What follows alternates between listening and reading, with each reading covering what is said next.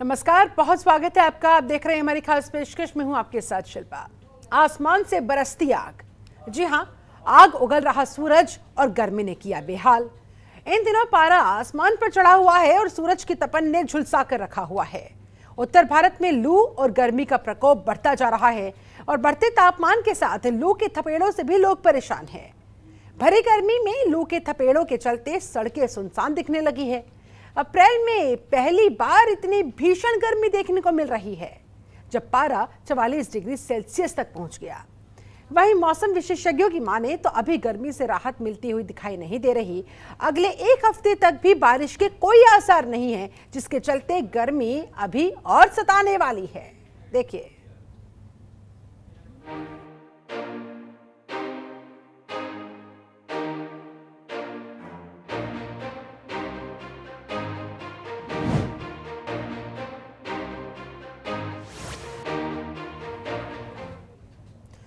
और हमारे साथ गर्मी का हाल बताने के लिए अलग अलग स्थानों से हमारे अलग अलग संवाददाता इस समय जुड़े हुए हैं। सीधा उन्हीं का रुख करते हैं। हमारे साथ गाजियाबाद से सुनील गौतम मौजूद हैं।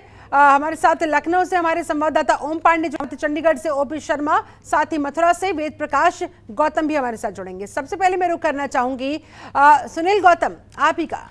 गाजियाबाद दिल्ली एनसीआर में बढ़ता है, जरा बताएं गाजियाबाद में गर्मी के क्या हाल, गर्मी का कहर किस कदर?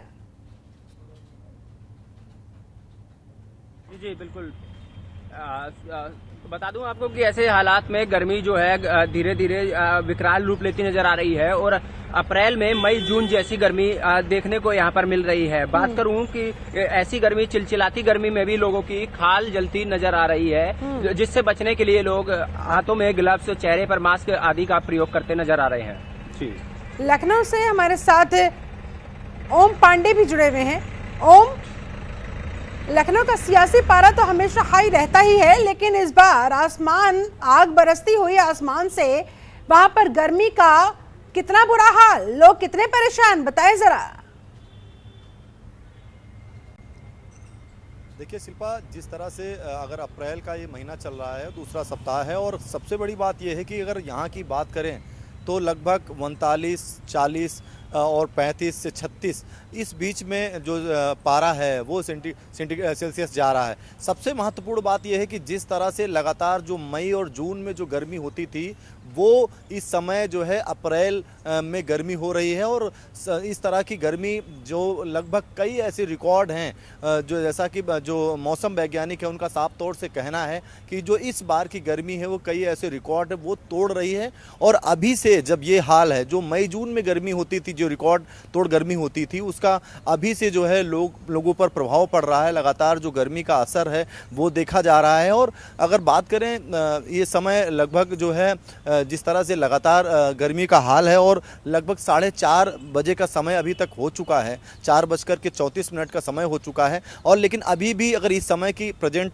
समय की बात करें तो अभी भी जो है गर्मी की जो उमस है वो लगातार जो है वो लोगों के सामने है, और लगातार जो उमस के कारण जो लू है वो भी लगातार चलती रहती है। ऐसे में अगर लखनऊ की राजधानी के आसपास की भी बात करें तो यहाँ पर भी उमस और भरी जो गर्मी है उसकी वजह से लोगों का जो हाल है वो बेहाल चल रहा है। ये जरूर है कि गर्मी के लिए तमाम उपाय जो है वो आम लोग अपना रहे हैं, लेकिन जो निजात है वो गर्मी से मिलती हुई नजर नहीं आ रही है। और तमाम लोगों का यही कहना है कि जो मई और जून लगातार गर्मी का हाल होता था वो अभी से जब ये हाल है तो आने वाले समय में यानी मई जून में वो क्या असर होगा, क्या हाल होगा, ये एक आकलन लगाना कितना बड़ा मुश्किल हो रहा है। और माना जा रहा है कि इस बार जो गर्मी है वो सारे रिकॉर्ड तोड़ती हुई नजर आ रही है, क्योंकि अगर बात करें फरवरी, मार्च, अप्रैल का ये समय है, और अप्रैल में जब ये हालात हैं तो सबसे महत्वपूर्ण बात यह है कि मौसम वैज्ञानिकों का भी इसी विषय पर साफ तौर से यही कहना है कि इस बार जो रिकॉर्ड हैं वो रिकॉर्ड टूटने वाले हैं। यानी अभी से जब मई जून की गर्मी का हाल ये है तो आने वाले समय में मई जून को लेकर के जो लोगों का आकलन है वो इस बात को समझा जा सकता है कि इस बार सारे रिकॉर्ड तोड़ेंगे और लोगों के जमकर पसीने छुड़ाने वाली है। चलिए ठीक है, आप हमारे साथ बने रहिए। हमारे साथ चंडीगढ़ से हमारे संवाददाता ओपी शर्मा भी जुड़े हुए हैं। ओपी, जलती चुभती गर्मी चंडीगढ़ में लोगों को कितना सता रही है?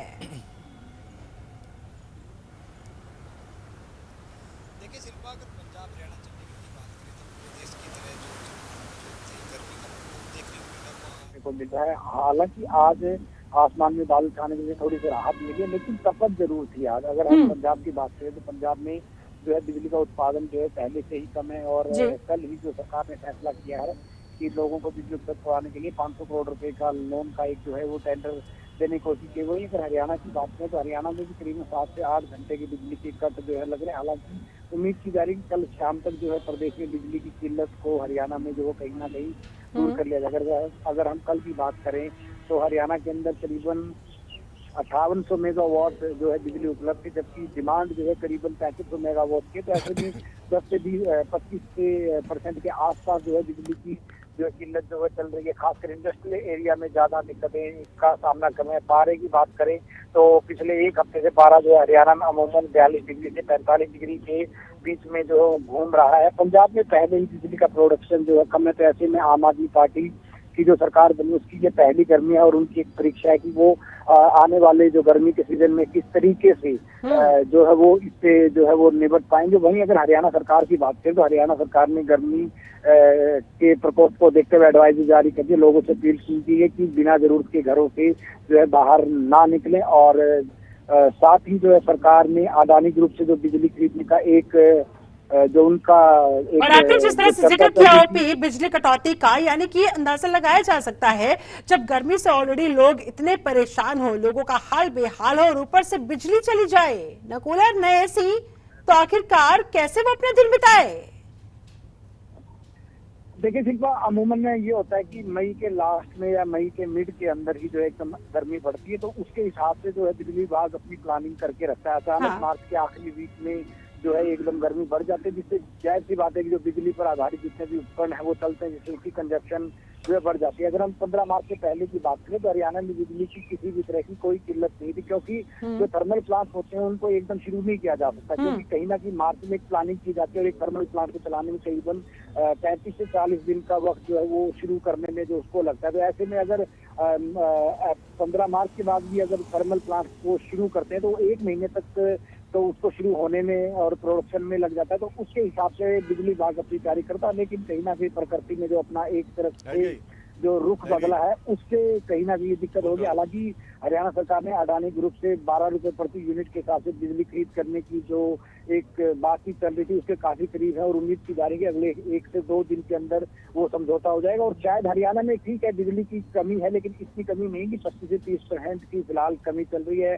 और जो थर्मल जो खराब हुए जिनमें हिसार का खेतर थर्मल पावर प्लांट और पानीपत का देवीलाल जो थर्मल प्लांट है उनके अंदर जो दिक्कतें आई थी उनको जो है रिस्टोर करने की कोशिश की जा रही है, और उम्मीद किया जा रही है कि कल शाम तक या फिर आज देर रात तक शायद वो अपना उत्पादन जो है वो शुरू कर दें। हरियाणा पिछले सीजन की बात करें तो हरियाणा में लगभग 90% डिमांड के हिसाब से जो कहीं ना कहीं बिजली की आपूर्ति अपने प्रदेशवासियों को की है, लेकिन इस बार जो गर्मी समय से पहले पड़ी है उससे जो बिजली कंपनियों के अनुमान थे वो कहीं ना कहीं फेल होते हुए जो है अब फेल हो गए और उसी के हिसाब से अब वो दोबारा अपना मैनेजमेंट कर रहे हैं। जी ठीक है, हमारे साथ मथुरा से वेद प्रकाश गौतम भी जुड़े हुए हैं।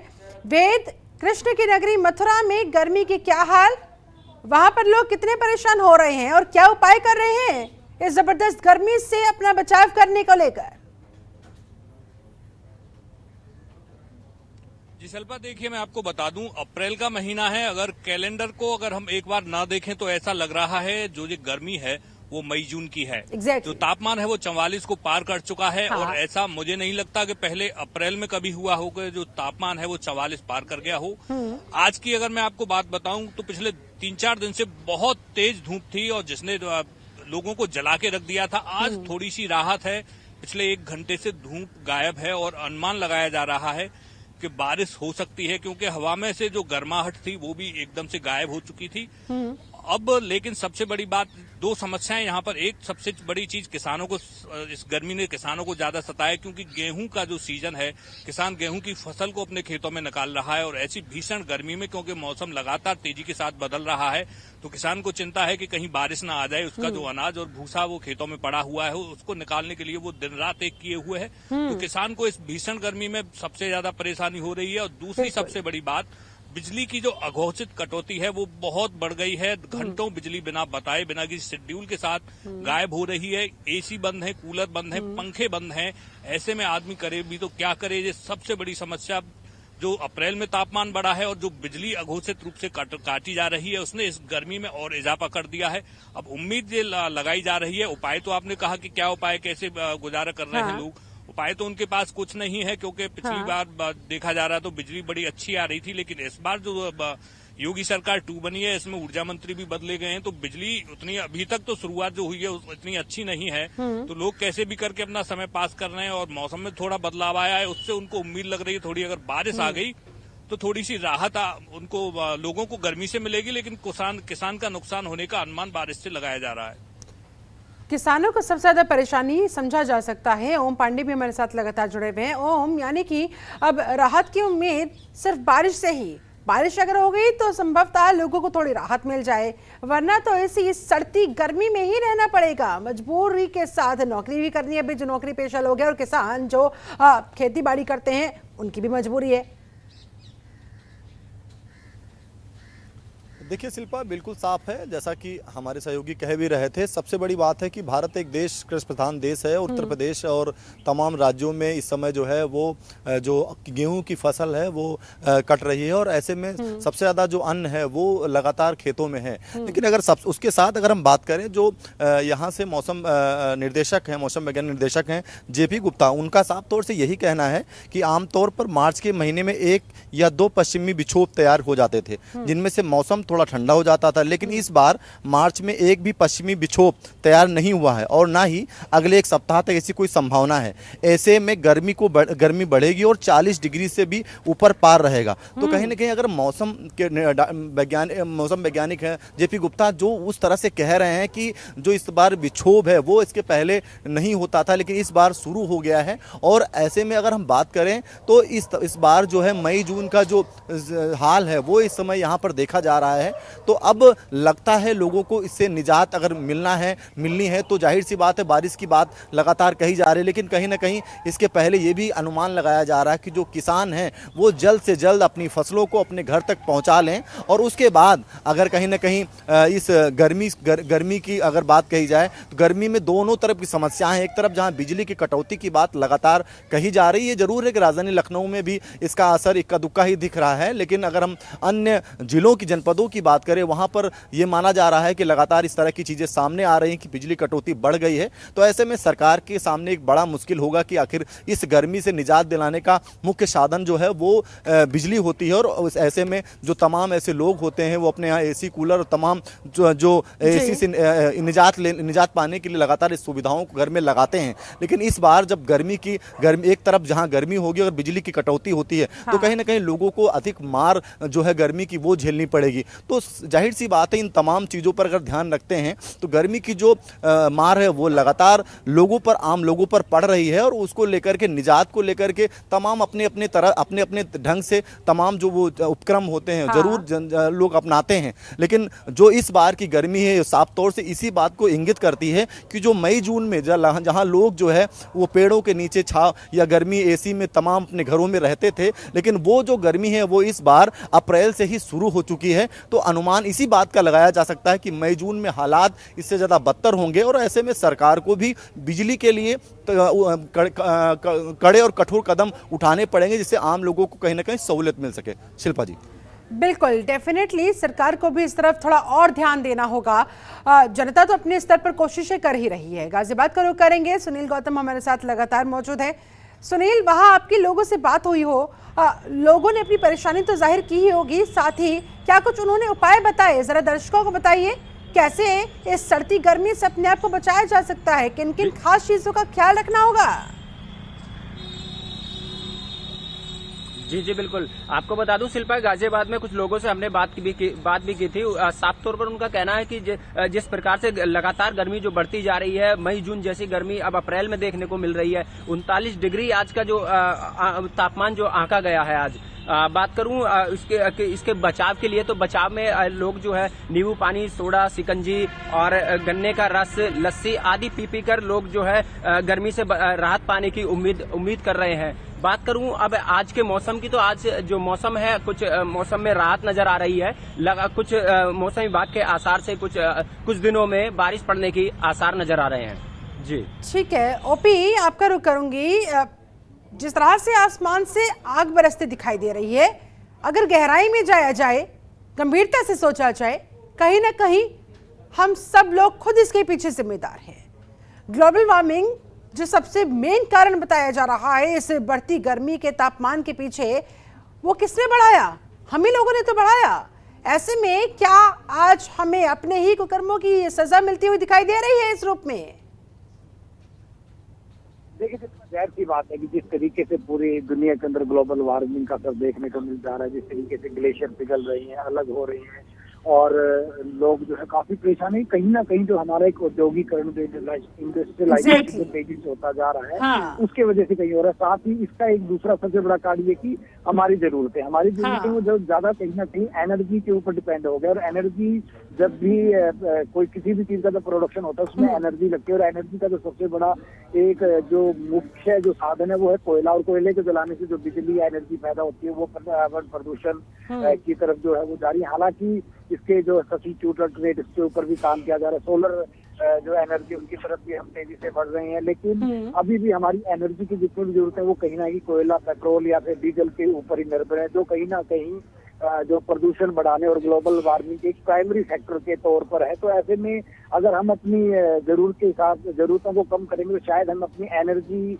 कंजप्शन की जो जरूरतें हैं वो भी कम होती हैं। तो कहीं ना कहीं इससे जो है ग्लोबल वार्मिंग में राहत मिलेगी। आज हम कहीं भी कुछ भी करते हैं तो उसमें कहीं ना कहीं प्रत्यक्ष या अप्रत्यक्ष तौर पर एनर्जी की जरूरत, एनर्जी जरूरत जब होती है तो उसमें कोयला, पेट्रोल या डीजल का जो है इस्तेमाल ज्यादातर होता है। तो ऐसे में हमें अपनी जरूरतों को अगर हम सीमित करें और थोड़ा सा पर्यावरण के हित में कहीं ना कहीं काम करें, बिल्कुल, क्योंकि अंदाजा लगाया जा सकता है ओपी, आज से 15-20 साल पहले ऐसी स्थिति नहीं थी, लेकिन आज की तारीख में अपने आसपास गौर किया जाए तो ऐसा लगता है मानो जितने लोग उतने एसी, हर घर एसी चाहिए, हर गाड़ी एसी चाहिए। ऐसे में जाहिर सी बात है पर्यावरण को जो नुकसान पहुंचता है उसकी कीमत तो हमें फिर गर्मी के रूप में चुकानी ही पड़ेगी, बढ़ते तापमान के रूप में।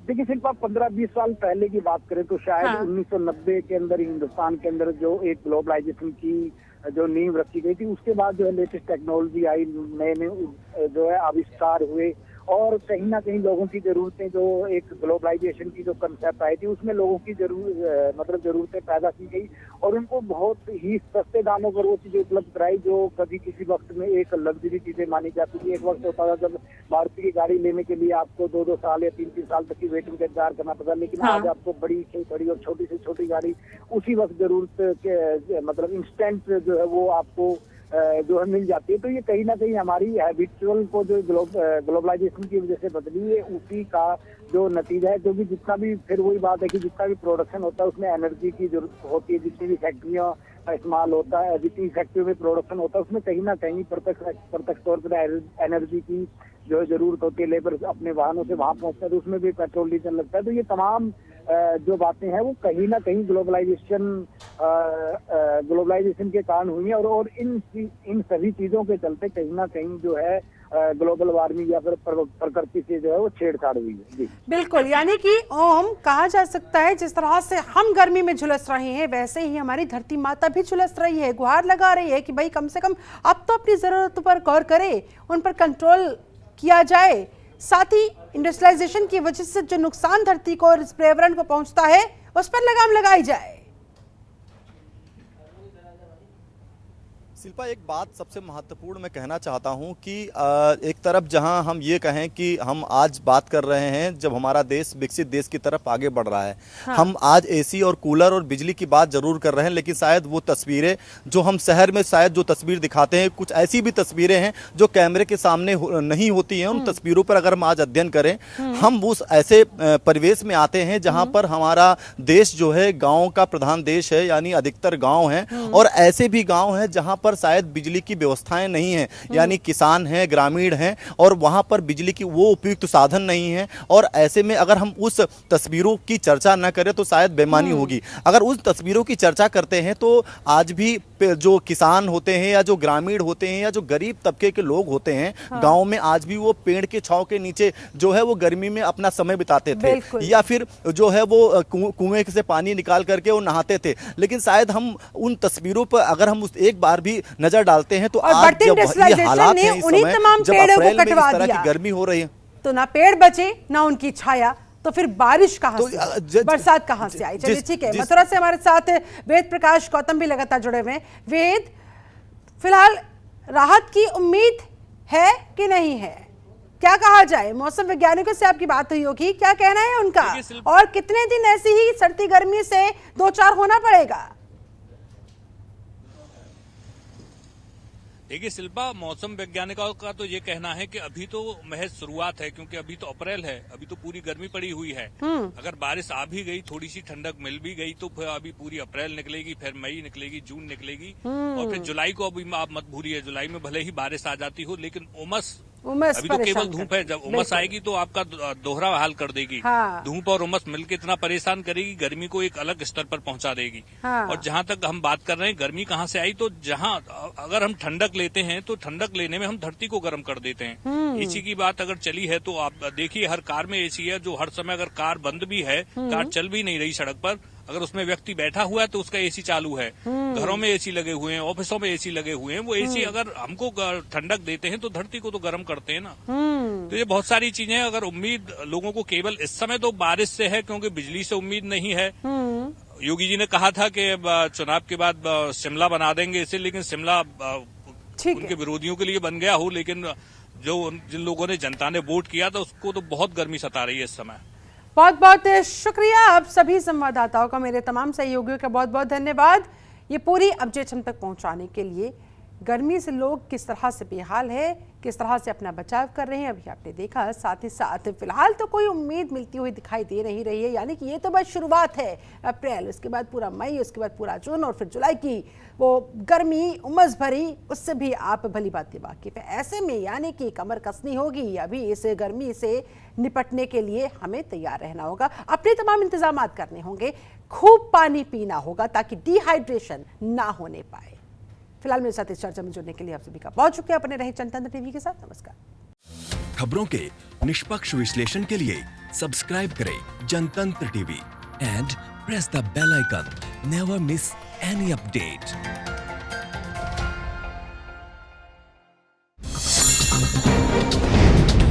डाउनलोड कीजिए जनतंत्र टीवी ऐप को, जो कि अवेलेबल है गूगल प्ले और ऐप स्टोर पर। अधिक जानकारी के लिए अभी डाउनलोड करें।